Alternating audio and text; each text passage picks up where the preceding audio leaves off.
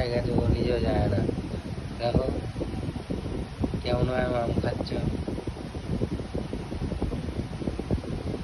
ও জানেও না এটা একটা পুকুর, ও তো ছোট। ও ভাবছে ওর মার মাম। মাঝে মাঝে তোমার গায়ের কাছে যায় কেমন।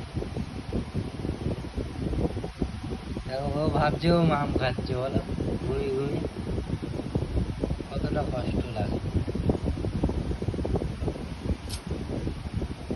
ও নিজেও যায় না, ও যে ওর মার। হ্যাঁ, ও চেষ্টা করছে খাওয়ার, দেখো।